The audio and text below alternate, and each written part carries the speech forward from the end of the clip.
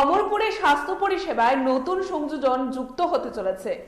অমরপুরে স্বাস্থ্য পরিষেবায় নতুন সংযোজন যুক্ত হতে চলেছে খুব শীঘ্রই। প্রায় 2.5 কোটি টাকা ব্যয়ে নির্মিত ফিল্ড হাসপাতাল উদ্বোধন খুব সহসাই হতে চলেছে। ফিল্ড হাসপাতাল উদ্বোধন হলে উপকৃত হবেন সমগ্র মহকুমাবাসীরা। এই মর্মে সোমবার অমরপুর স্বাস্থ্য আধিকারিক প্রসেনজিৎ সরকারের উপস্থিতিতে হাসপাতাল কনফারেন্স হলে আয়োজিত হলো উদ্বোধনী এক প্রস্তুতি বৈঠক।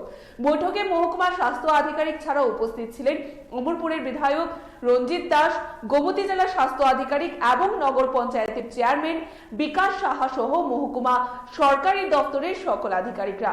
বৈঠক শেষে বিধায়ক রঞ্জিত দাস জানান, নতুন নির্মিত ফিল্ড হাসপাতাল এবং মহকুমা হাসপাতাল ওটিপি, প্রসূতি বিভাগ এবং জেনেটিক ঔষধশালা উদ্বোধন করবেন আগামী জানুয়ারি মাসের প্রথম সপ্তাহে রাজ্যের মুখ্যমন্ত্রী প্রফেসর ডক্টর মানিক সাহা।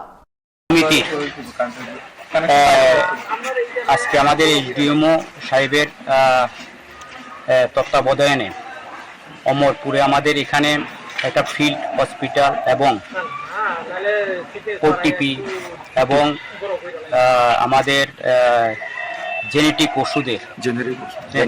ওষুধ এই তিনটা উদ্বোধন করার জন্য আজকে আমরা প্রাইমারি একটা মিটিং করা হয়েছে।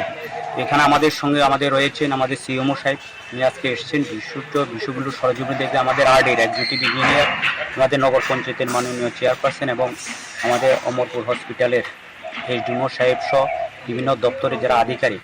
তো আমরা এই বিষয়ে আজকে একটা সিদ্ধান্ত হয়েছে যে মাননীয় মুখ্যমন্ত্রীকে দিয়ে তিনটি একই সঙ্গে আমরা উদ্বোধন করব।